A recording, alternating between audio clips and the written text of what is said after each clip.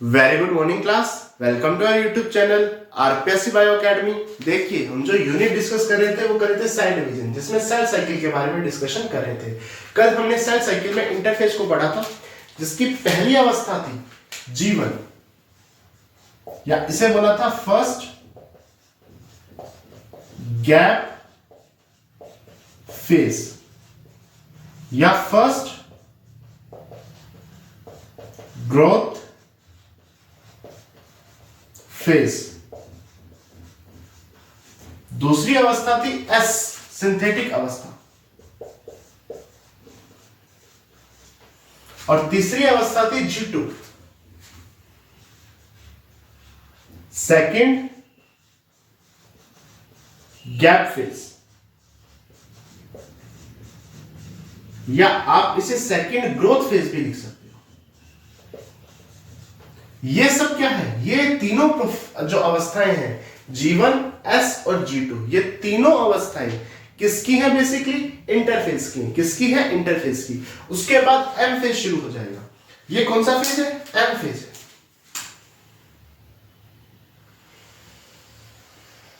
ये M phase है।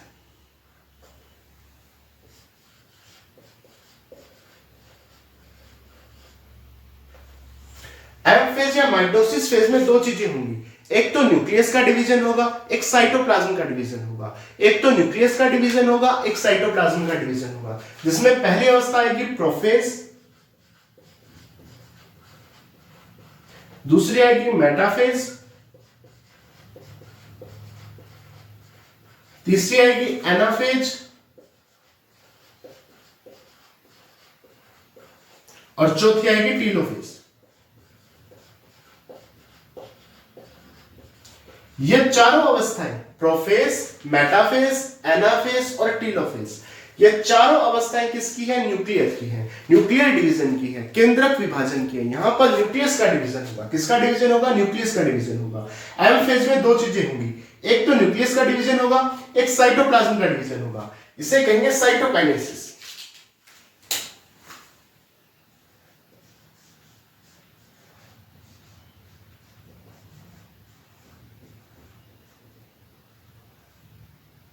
क्या कहेंगे? साइटोकाइनेसिस, कोशिका द्रव्य विभाजन। ये केंद्रक विभाजन है, ये कोशिका द्रव्य विभाजन है, और दोनों एम फेज में पाए जाएंगे। ठीक है, दोनों एम फेज में पाए जाएंगे। और ये कौन सी अवस्था आ गई? कंप्लीट इंटरफेज आ गई। कौन सी आ गई? इंटरफेज। देखिए, जीवन में कुछ ऐसी सेल्स होंगी जो अपने आप को जीवन से बाहर निकाल देंगे और सेल साइकिल से विड्रॉ कर लेंगे,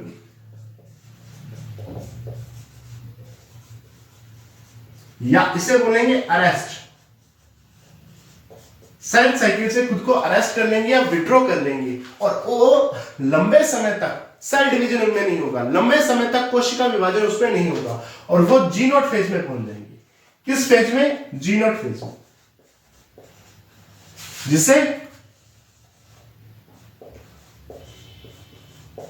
क्वेश्चन फेज या रेस्टिंग फेज बोला।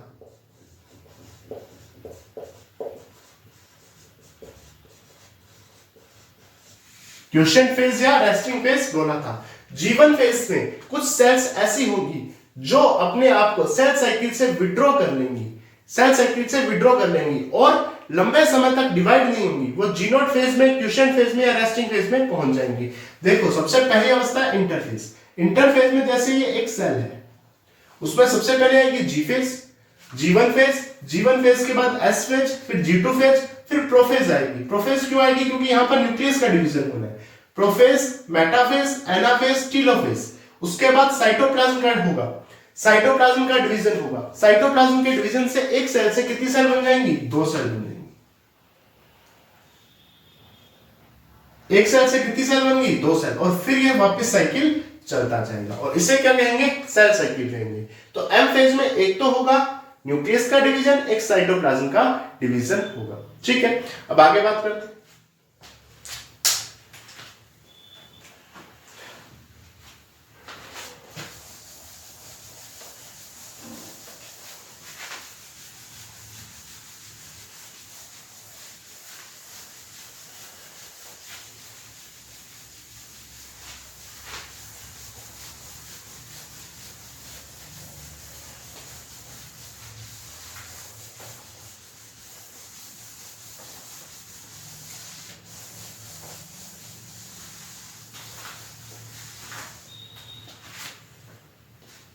देखिए, अगर मैं अब आगे बात करूं सेल साइकिल के रेगुलेटर्स की,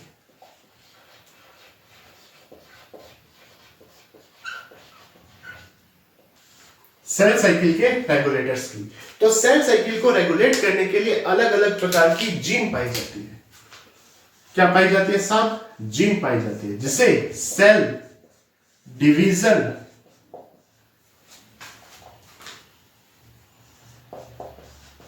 साइकिल जीन कहते हैं। सेल डिवीजन साइकिल जीन कहते हैं। सेल डिवीजन साइकिल जीन कहते हैं, सीडीसी जीन। जैसे अगर जीवन को रेगुलेट करना है, जीवन को क्या करना है? रेगुलेट करना है। तो जीवन को रेगुलेट करने के लिए CDC28 जीन रेगुलेट करेगी। अगर जब G2 से M अवस्था में जाएगा, जब G2 से M अवस्था में जाएगा, वो चेंजेस जो होंगे उन चेंजेस को रेगुलेट करने के लिए, उन चेंजेस को रेगुलेट करने के लिए CDC2 जीन काम करेगी। देखिए, बहुत सी जीन है जो सेल डिवीजन साइकिल को क्या करती है? कंट्रोल करती है। इन्हें सेल डिवीजन साइकिल जीन कहते हैं। जैसे CDC जीन कहते हैं, CDC जीन्स कहते हैं। जैसे जीवन को रेगुलेट करने के लिए CDC28, G2 को रेगुलेट, G2 से जब M फेज में जाएगा तो उसमें जो चेंजेस होंगे, परिवर्तन जो होंगे, उन चेंजेस को रेगुलेट कौन करेगा? CDC2 जीन रेगुलेट करेगी। कैसे रेगुलेट करेगी? प्रोटीन्स की मदद से।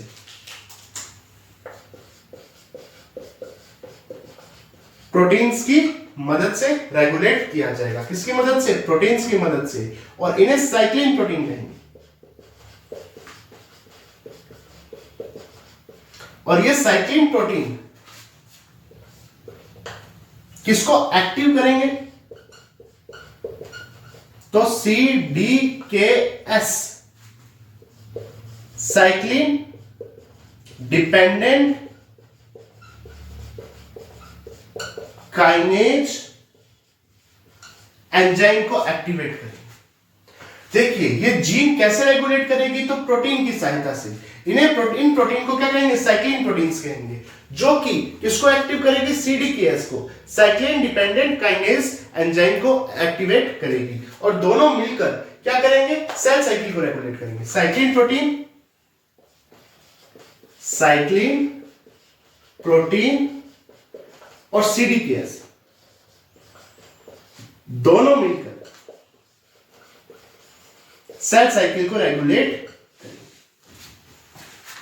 ठीक है। अगर मैं आगे बात करूं तो इन रेगुलेटर्स की डिस्कवरी किसने की थी? हार्टवेल,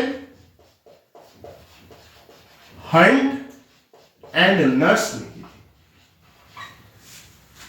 हार्टवेल, हंट और नर्स ने की थी। किसमें? सैकेरोमाइसिस सर्विसी में।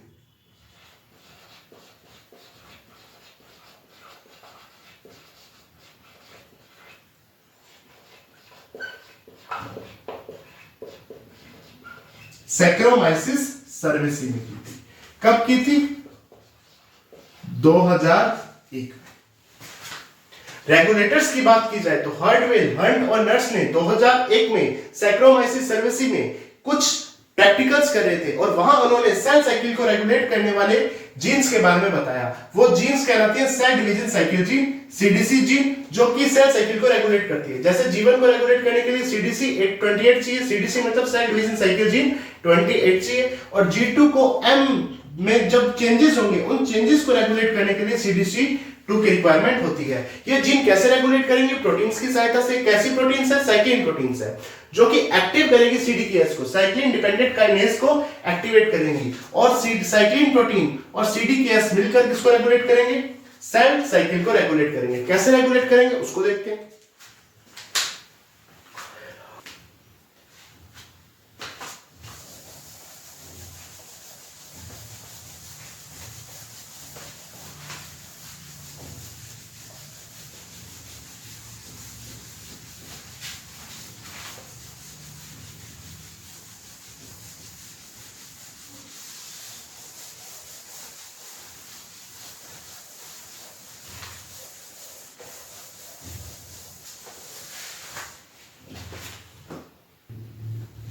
देखिए अगर मैं आगे बात करूं तो यहां पर बेसिकली साइक्लिन प्रोटीन किसे एक्टिवेटेड कर रही है? सीडीकेएस को। सीडीकेएस को, साइक्लिन डिपेंडेंट काइनेज एंजाइम को क्या कर रही है? ये एक्टिवेटेड कर रही है। अब सीडीकेएस क्या हो गया? एक्टिवेटेड हो गया। तो साइक्लिन प्रोटीन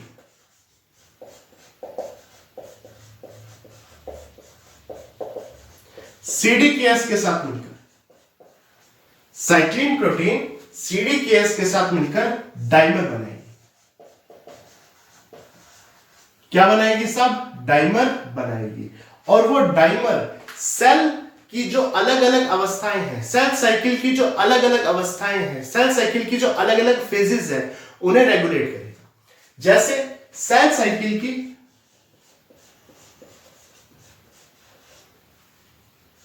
जीवन फेज, या सेल जब जीवन फेज से एस फेज में जाएगी, एस फेज, एस फेज, या जब सेल G2 से एम फेज में जाएगी। मैंने सेल साइकिल को 4 अवस्थाओं में बांट दिया। जब सेल जीवन फेज में, जब सेल जीवन से एस फेज में जा रही है, जब सेल एस फेज में है, जब सेल G2 से एम फेज में जा रही है, तो यहां पर एक साइक्लिन प्रोटीन पाई जाएगी, एक सीडीकेएस पाया जाएगा, जो कि डाइमर बनाकर इस अवस्थाओं को क्या करेगा? रेगुलेट करेगा। अगर मैं यहां पर साइक्लिन प्रोटीन की बात करूं,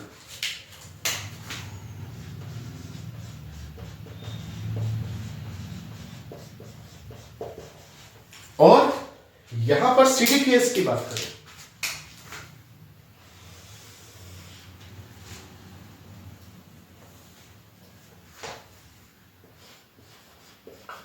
साइक्लिन डिपेंडेंट काइनेज की बात करूं, तो जीवन फेज में साइक्लिन डी काम करेगी। साइक्लिन डी काम करेगी। ये साइक्लिन डी सीडीकेएस 6 या 4 के साथ डाइमर बनाकर इस फेज को, जीवन फेज को रेगुलेट करेगी। ठीक है। अगर मैं जीवन से एस फेज में, जब सेल जीवन से एस फेज में आ रही है, तो साइक्लिन ई प्रोटीन, साइक्लिन ई प्रोटीन काम करेगी। किसके साथ डाइमर बनाएगी? CDKS2 के साथ। अगर मैं एस फेज की बात करूं तो यहां पर साइक्लिन ए काम करेगी, और डाइमर किसके साथ बनाएगी? CDKS2 के साथ।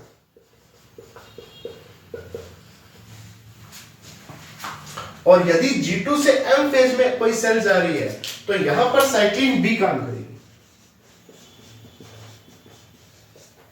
साइक्लिन बी काम करेगी। और CDKS, किस CDKS के साथ डाइमर बनाएगी? तो 1, CDKS1 के साथ ये डाइमर बनेगी।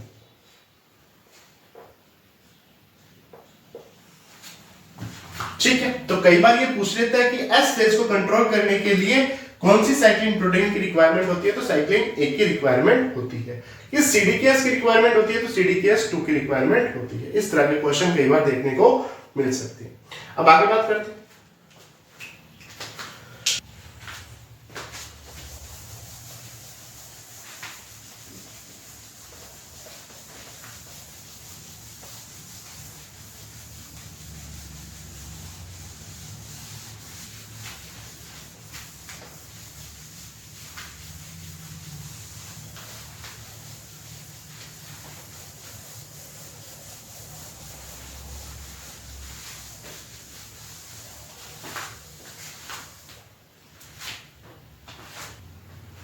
देखिए अगर मैं आगे बात करूं, मुझे सेल साइकिल की स्टडी करनी है। कोई सेल है, उस सेल में मुझे सेल साइकिल की स्टडी करनी है। तो सेल साइकिल की स्टडी मैं किस टेक्निक द्वारा करूंगा? ऐसी कौन सी टेक्निक है जिस टेक्निक के द्वारा सेल साइकिल की स्टडी की जाएगी, उस टेक्निक का नाम है फ्लो साइटोमेट्री।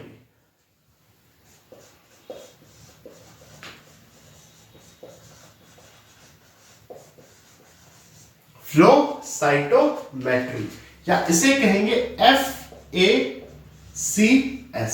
चाहे आप फ्लो साइटोमेट्री बोल दो या FACS बोल दो, एक ही बात है। फ्लोरेसेंस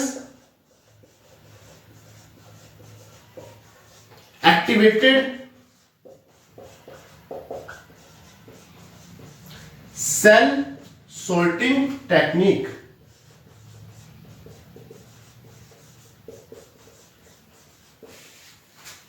तो सेल साइकिल की स्टडी किस टेक्निक द्वारा की जाती है? फ्लो साइटोमेट्री या FACS, fluorescence activated cell sorting technique द्वारा सेल साइकिल की स्टडी की जाती है।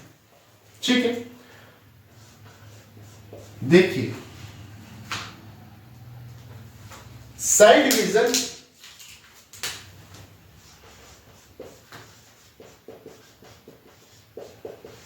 हमने 3 प्रकार का पढ़ा था। एमाइटोसिस, माइटोसिस और नंबर 3 पर मियोसिस। अब हम शुरू कर रहे हैं माइटोसिस या समसूत्री विभाजन को। ठीक,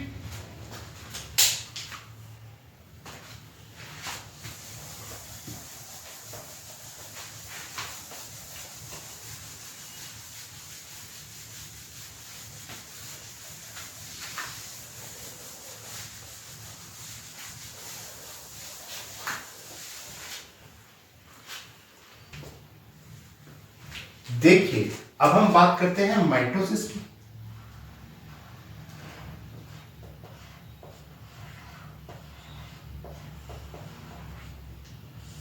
किसकी बात करते हैं? सब माइटोसिस या समसूत्री विभाजन की बात करते हैं। पहली बात, ये एनिमल सेल में डिप्लॉइड सोमैटिक सेल में पाया जाएगा।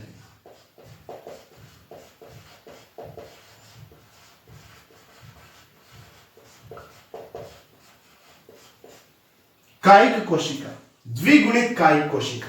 जैसे एनिमल कोई सेल है, उसकी कोई कायिक कोशिका है, द्विगुणित डिप्लॉइड सोमैटिक सेल है, जैसे हाथ की कोशिका, पैर की कोशिका या किसी ऑर्गन की सेल, उसमें क्या पाया जाएगा? माइटोसिस या समसूत्री विभाजन। या मैं प्लांट सेल की बात करूं, प्लांट सेल में ये डिप्लॉइड सेल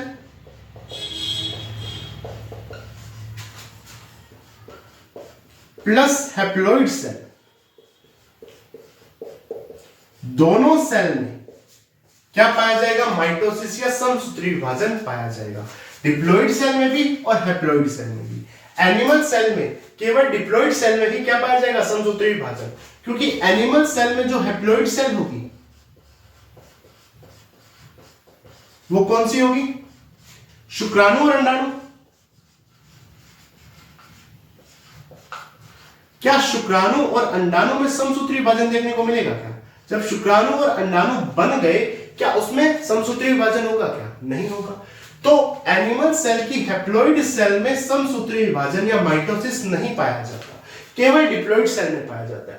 प्लांट सेल की डिप्लॉइड सेल और हैप्लॉइड सेल दोनों में क्या पाया जाता है? समसूत्री विभाजन। हैप्लॉइड सेल में कैसे? क्योंकि कुछ एल्गी ही ऐसी है जो कि हैप्लॉइड अवस्था में पाई जाती है, कुछ एल्गी ही ऐसी है जो हैप्लॉइड अवस्था में पाई जाती है। अब इसमें अर्धसूत्री विभाजन करो, गुणसूत्रों की संख्या आधी रह जाएगी, n/2 हो जाएगी, तो कैसे चलेगा? तो यहां पर समसूत्री विभाजन ही पाया जाएगा, माइटोसिस ही पाया जाएगा। तो प्लांट सेल में तो डिप्लॉइड सेल और हैप्लॉइड सेल दोनों में समसूत्री विभाजन पाया जाता है। एनिमल सेल में केवल डिप्लॉइड सेल की में ही क्या पाया जाता है? समसूत्री विभाजन या माइटोसिस पाया जाता है। अगर मैं आगे बात करूं तो फिर भी एक एक्सेप्शन है। एक्सेप्शन तो हर जगह होते हैं। कहां? हनी बी में। हनी बी के मेल ड्रोन में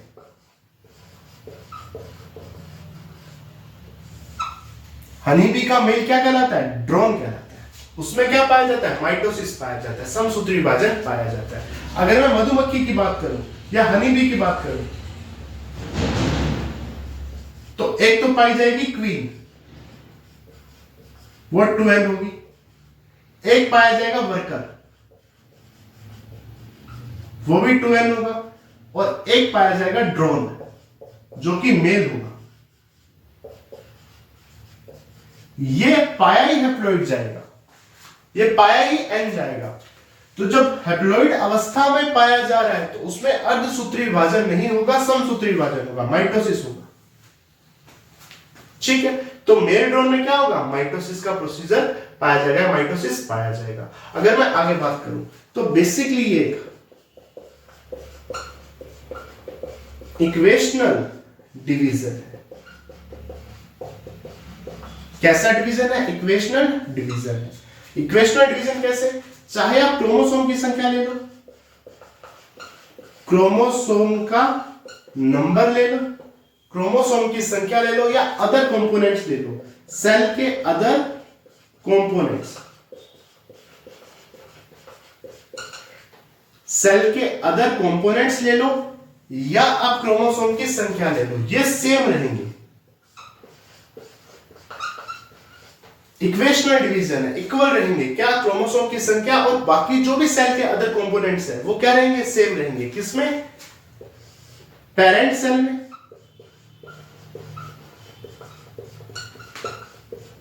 किसमें, पेरेंट सेल में, और किसमें, प्रोजेनी सेल में। क्या रहेंगे, सेम रहेंगे, प्रोजेनी सेल। ठीक है, ये प्रोग्रेसिव डिवीजन है।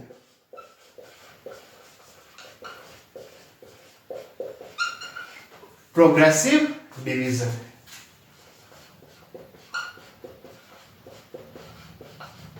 प्रोग्रेसिव डिवीजन क्यों, क्योंकि यहां पर लगातार चेंजेस होते दिखेंगे आपको।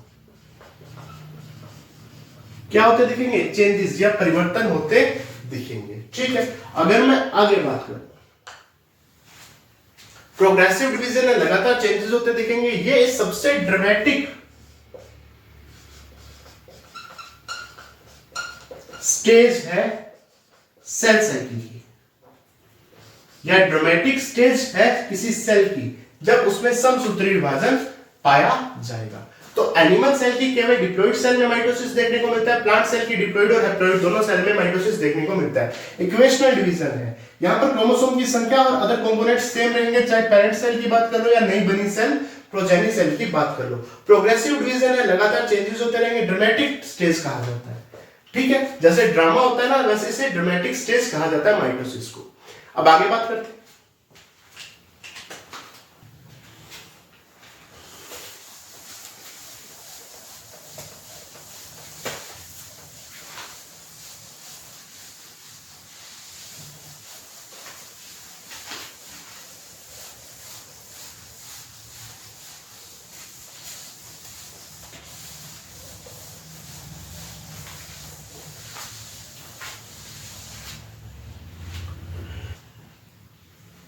देखिए, अगर मैं आगे एम फेज की बात करूं, एम फेज में क्या क्या चीजें होंगी साहब, सबसे पहले होगा न्यूक्लियस का डिवीजन,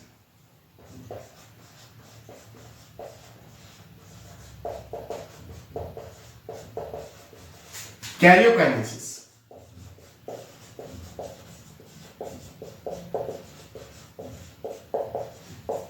कैरियोकाइनेसिस या न्यूक्लियस का डिवीजन होगा। नंबर 2 पर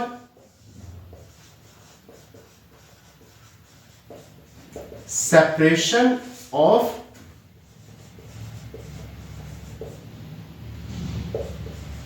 डॉटर क्रोमोसोम, डॉटर क्रोमोसोम का क्या होगा, सेपरेशन होगा। Separation of daughter chromosome, daughter chromosome का क्या होगा, सेपरेशन होगा। नंबर 3 पर क्या होगा, division of cytoplasm, division of cytoplasm, cytoplasm का डिवीजन होगा। यह भी एम फेज में ही पाया जाएगा। हमारी बात हो चुकी है, इससे क्या बोला था, साइटोकाइनेसिस। साइटोकाइनेसिस बोला था। कैरियोकाइनेसिस होगा सेपरेशन ऑफ डॉटर क्रोमोसोम, जो नए क्रोमोसोम बनेंगे, ठीक है, और नए क्रोमोसोम का सेपरेशन हो जाएगा, यानी डॉटर सेल में जो क्रोमोसोम जाएंगे उनका सेपरेशन हो जाएगा, डिवीजन ऑफ साइटोप्लाज्म, या साइटोकाइनेसिस की क्रिया होगी। इस तरह से एम फेज क्या होगी, कंप्लीट होगी। अगर मैं माइटोसिस की बात करूं, इसकी 4 फेजेस है। पहली प्रोफेज, दूसरी मेटाफेज,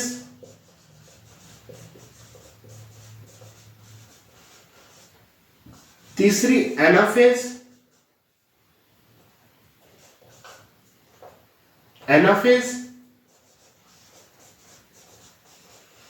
चौथी टीलोफेज।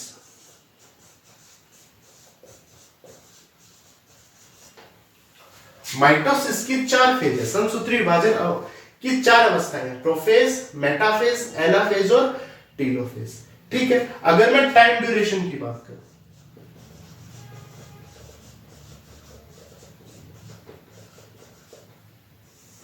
तो पेरेंट्स टीचर मीटिंग में एब्सेंट रहो, पेरेंट्स टीचर मीटिंग में एब्सेंट रहो। सबसे ज्यादा समय लगेगा प्रोफेज में, फिर टीलोफेज में, फिर मेटाफेज में, और सबसे कम, सबसे छोटी कौन सी होगी, एनाफेज होगी।